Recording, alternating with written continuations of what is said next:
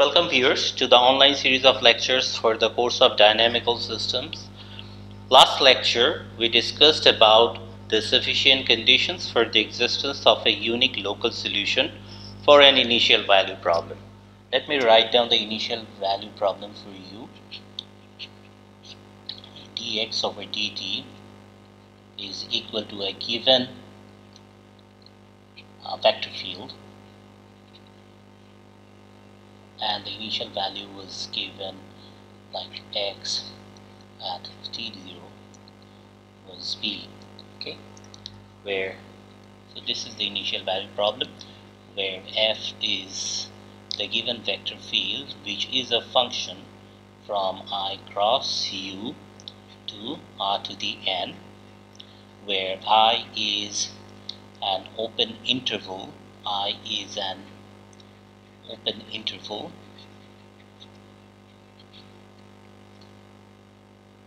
in R, and U is an open set in R to the n. Okay, so this was the initial value problem. So in this lecture, our goal is actually twofold. Firstly, we'll formulate the sufficient conditions for the existence of global solutions. Global solution means that the solutions that are valid for all time, meaning that for all time in R. Okay, so we'll seek global solutions to the same initial value problem. Okay, the second goal for this lecture would be to discuss aspects related to continuous dependence of solutions on the initial conditions. Okay, so let us get started with the first theorem of today's lecture. So let me erase everything here. Theorem 1, which we call existence and uniqueness over a maximal interval of existence.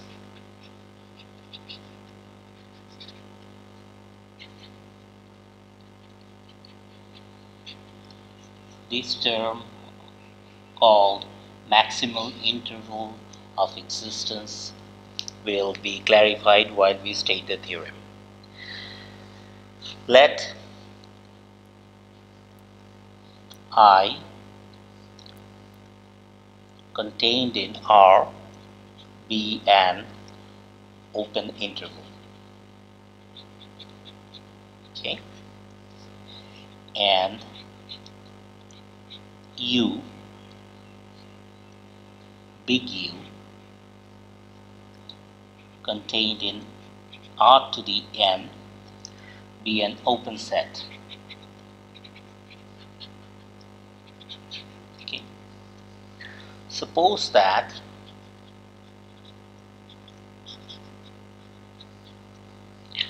the vector field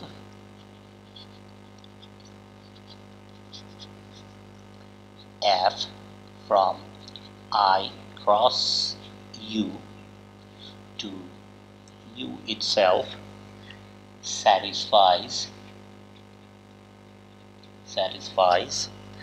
a local Lipschitz condition.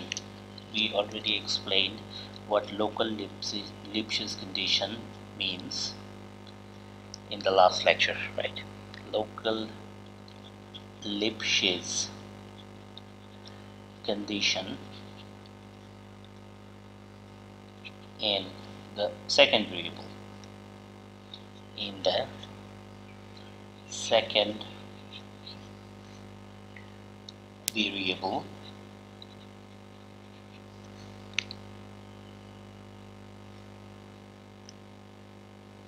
at every D comma P in I cross big U. Okay. Now for each T0 comma P0, this tuple stands for the initial condition I cross big U. There exists a unique C1 function,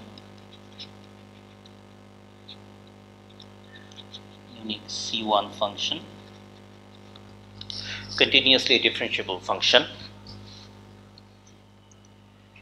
UP0 from J sub P0 to big U.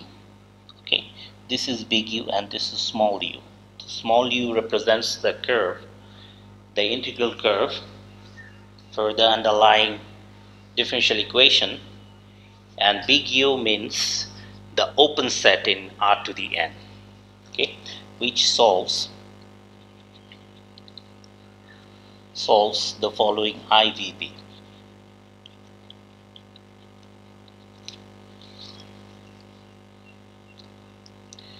Dx over dt is equal to f of dx, and x at t0 is nothing but that point P 0. So let us number this equation by equation number 2. Okay, and this has to this u sub P0 solves this IVP over a maximal interval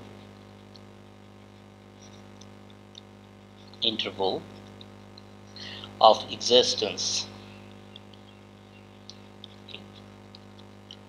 that we call this maximal interval of existence by J sub P0. Now we call it a maximal interval of existence in the sense that, let me write it for you, JP0 is maximal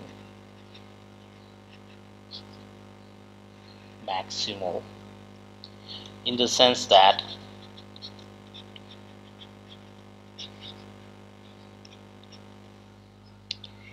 JP0 cannot be a proper subset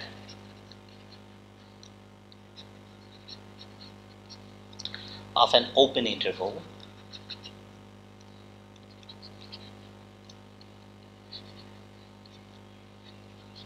on which there is a defined solution. There is a defined solution of this IVP, of the IVP2. Okay, so in this sense the interval JP0 is maximal. So if you remember the example, the second example of the last lecture, you'll see that the maximal interval of existence in that example was J10 to be equal to minus infinity to 1. Okay, recall that 0 was the time t0. Okay, so in that example t0 was equal to 0, the initial time. Okay, so that's our first theorem. Now we state our first proposition, which we call escape in finite time theorem. Okay,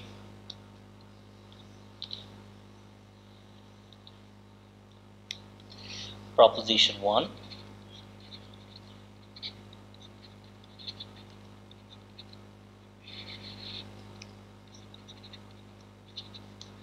gain in finite time theorem.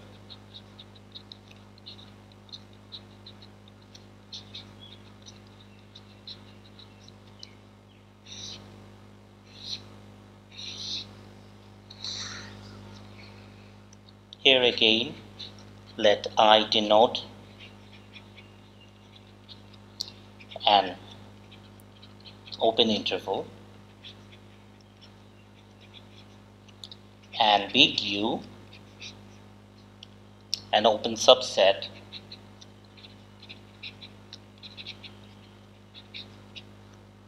of R to the n. Suppose that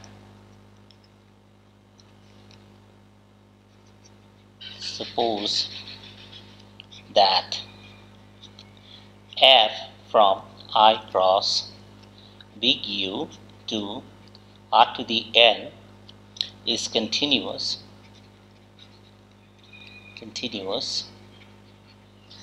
and satisfies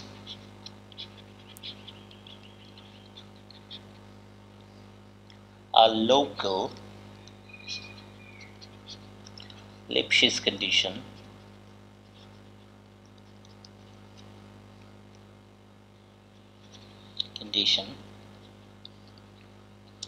in the second variable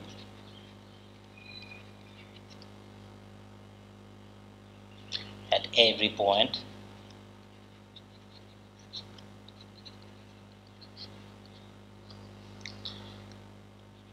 t comma p in I cross big U.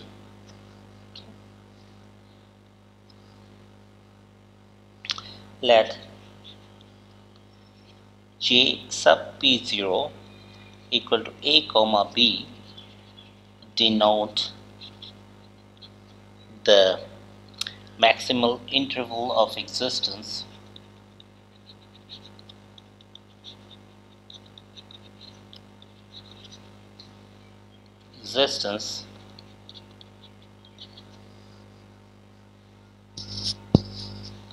for IVT2 that we wrote earlier in the first theorem of today's lecture for some initial condition T0 P0 in I cross U. Okay. And let U from j sub P0 to big U be the corresponding integral curve.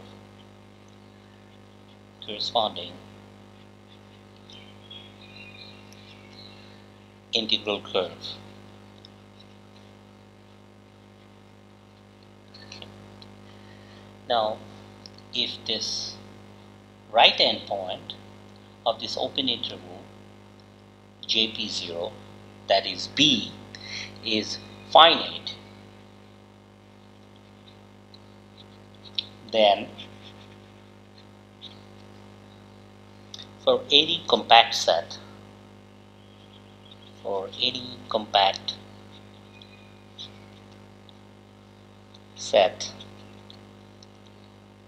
C contained in this open set U of R to the n, there exists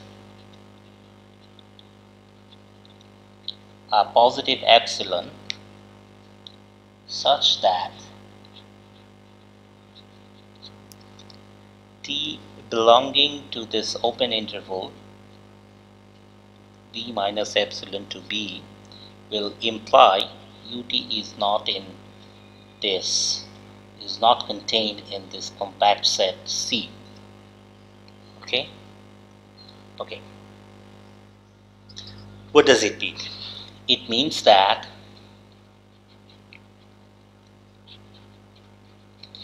if the right endpoint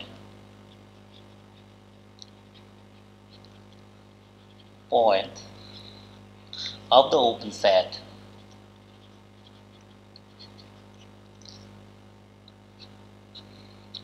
JP0 A, which is equal to A comma B, is finite. We want this right endpoint B of this interval to be finite. Okay? If this is the case, then a time interval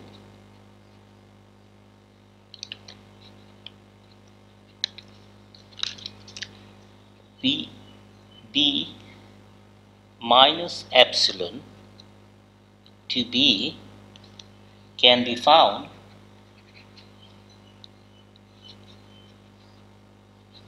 for a positive epsilon such that for all time in that interval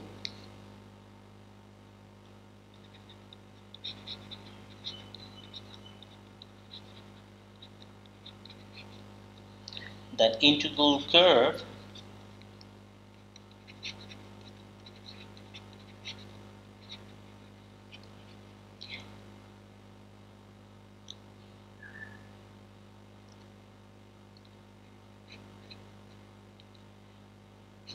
u of t, to be more precise, the value of the integral curve at time t will escape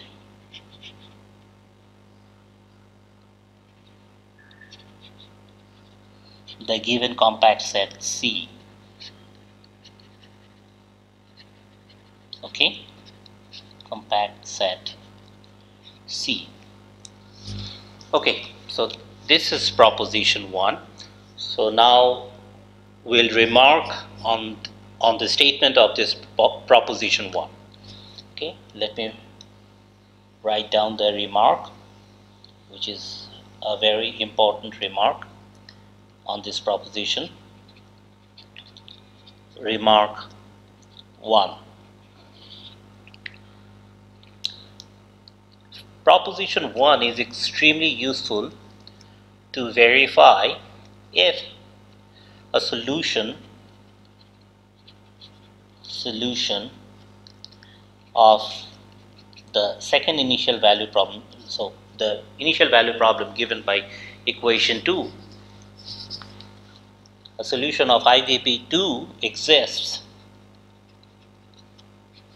for all t being greater than the initial time t0. For the case in which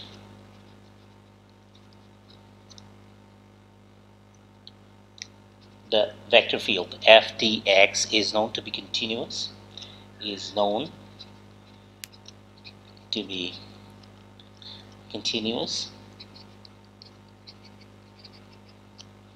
over this interval I times r to the n,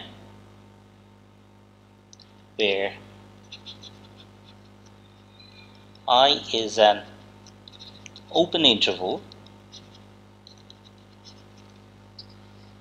containing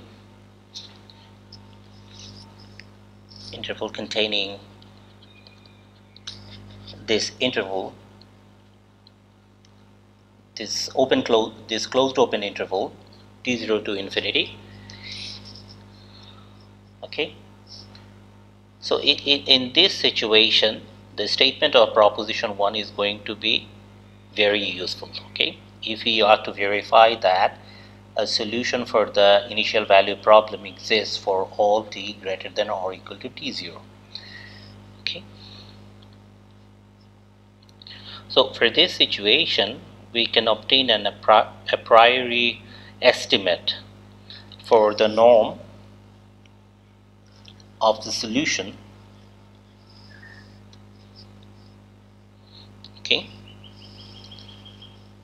over the maximal interval of existence JP0, which is this interval a comma b. Okay. Okay. All right. So how do we see this? So argue by contradiction that B is finite. Okay.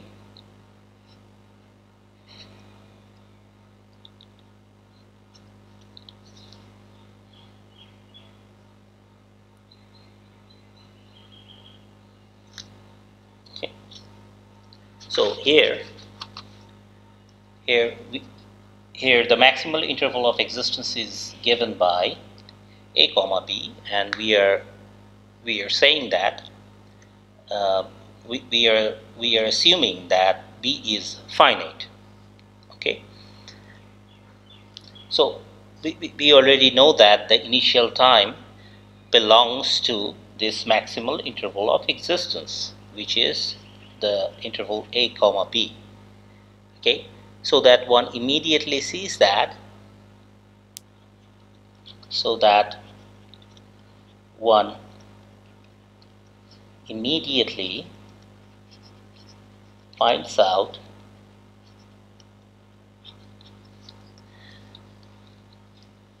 that for t in this interval t0 comma b,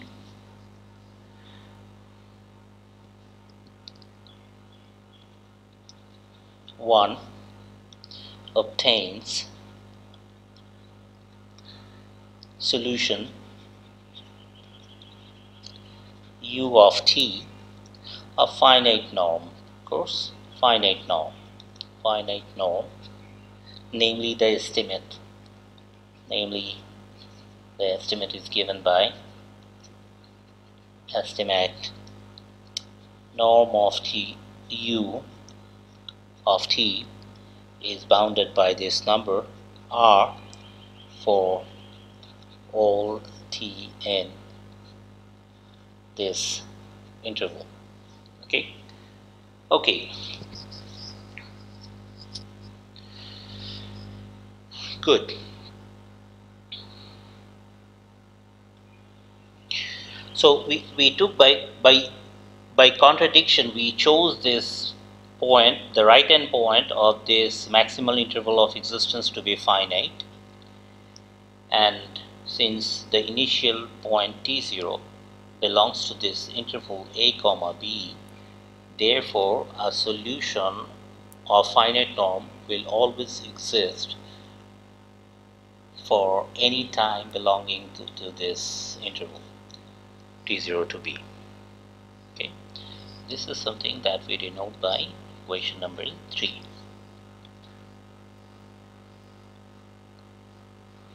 And this estimate can be obtained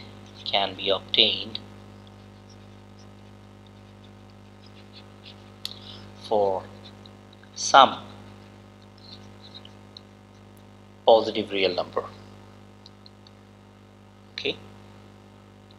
Now we'll use the famous Heine-Borel theorem from analysis. Okay. And what does it state? Heine-Borel theorem states that closed and boundedness, closedness and boundedness together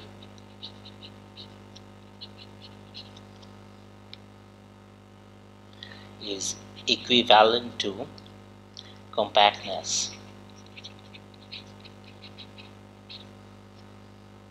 in Euclidean space.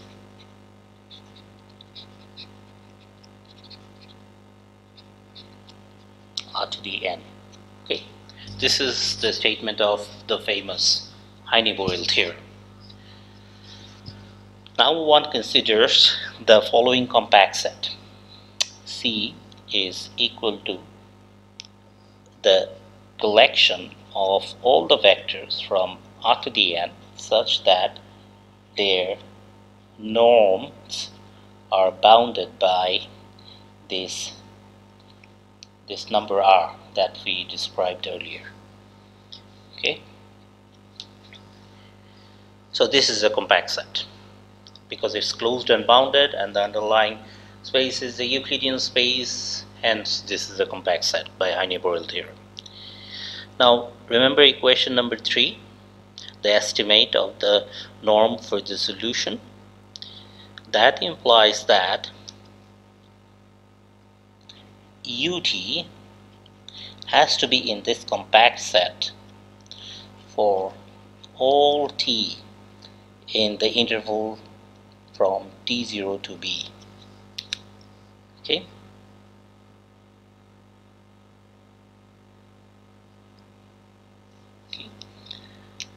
All right. In other words,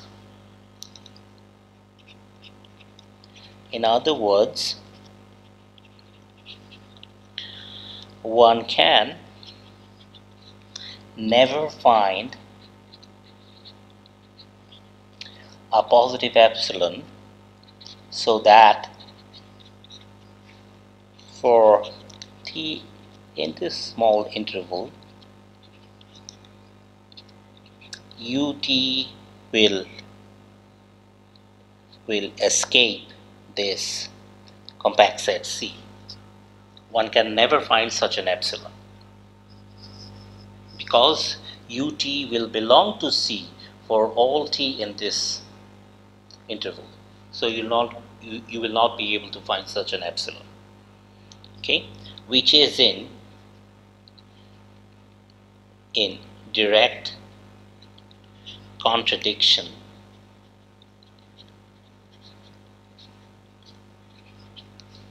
of the statement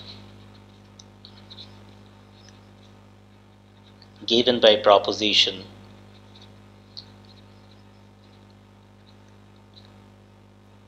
proposition 1.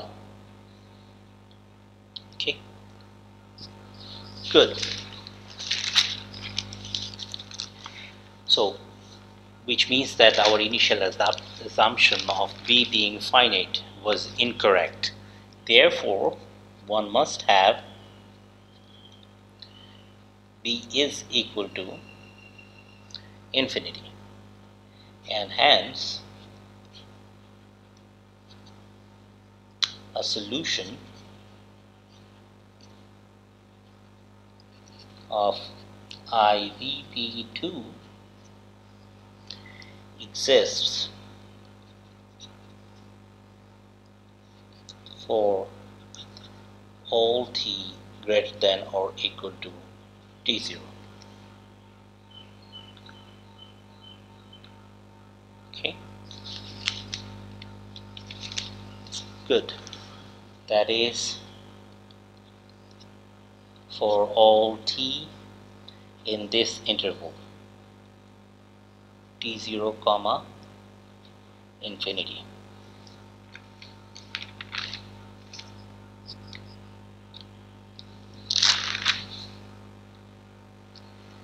Okay, so now it's important for us to assume the following.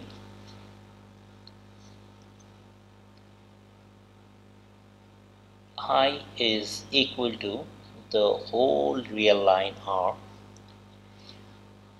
and the open set of R to the n that we were considering earlier needs to be the whole of R to the n.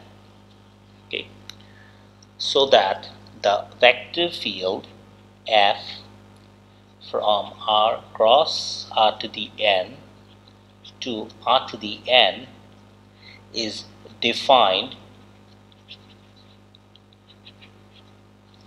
for all times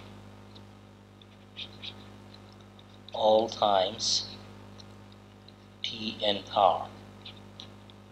Okay, good.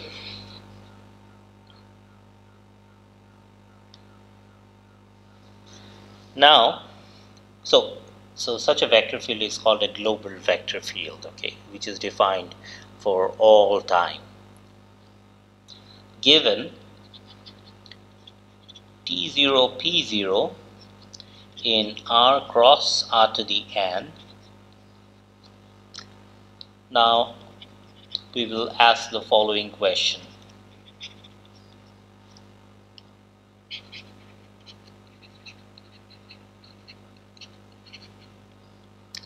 Under what condition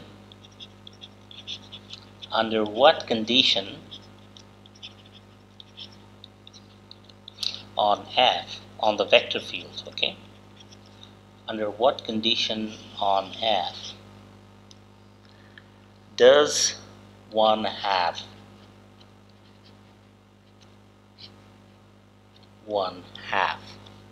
the maximal interval of existence for P0 is equal to the whole real line.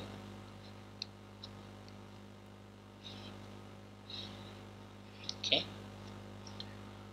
In other words, under what conditions on F is this solution to the IVP2 defined for all times t in the set of real numbers? So we'll now see that the following growth condition on the vector field Ftx suffices. Okay. So let me define this growth condition first. Okay. So I need a definition.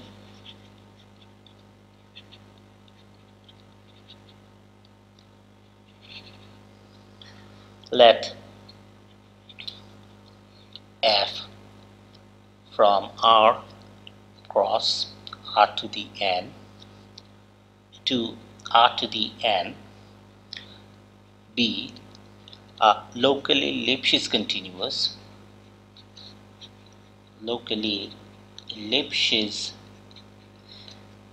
continuous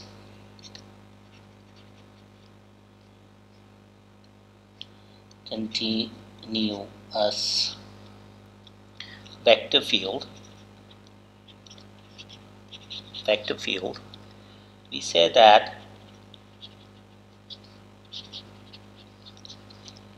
f of t comma x has at most linear growth,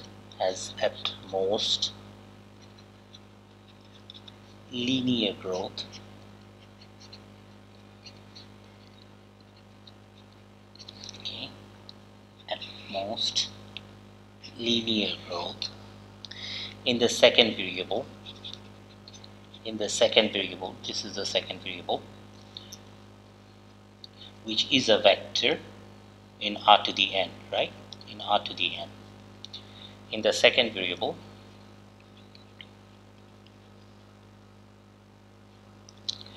if and only if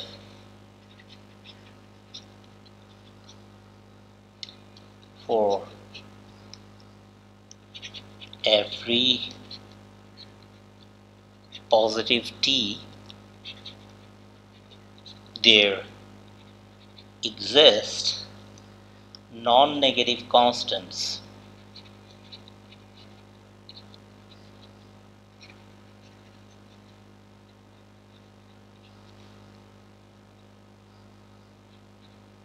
C sub t and D sub t such that the following inequality holds. What is that inequality? The norm of the vector field at the point t comma x is bounded by this expression, C sub t plus D sub t times the norm of x for all t in this interval minus t to t, and for all x in R to the n. This is what we denote by equation number 4. Okay. So now we have the definition of at most linear growth of the vector field F. We are all set to state the global existence theorem 1 now, given by proposition 2. Let me state proposition 2.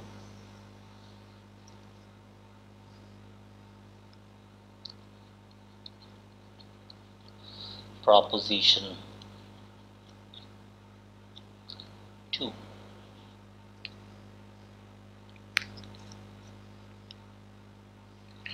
Global existence theorem 1. Okay.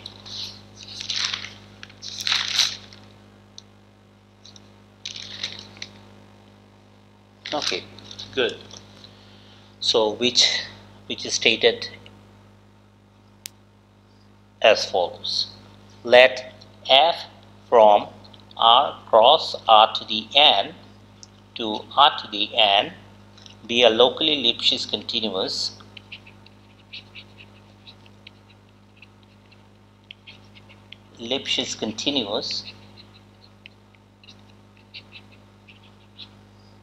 vector field. Okay. Suppose that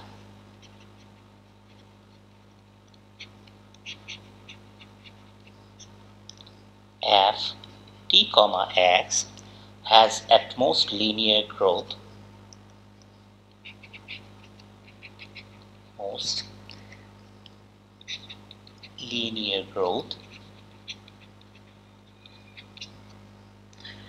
in the second variable,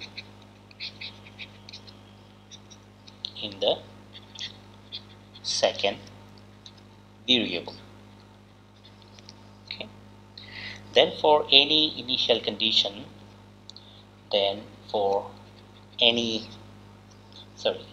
initial point, not initial condition, for any t0 comma p0 in R cross R to the N, the solution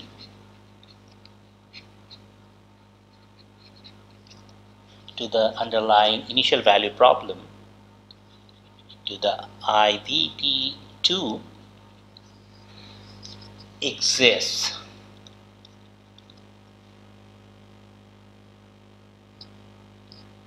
for all t in R, meaning that the underlying solution is global. In other words,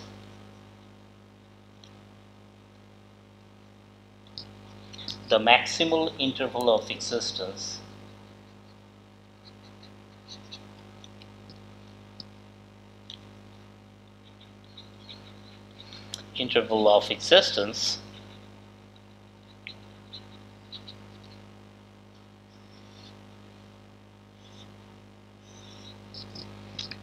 J sub P0 is the entire real line.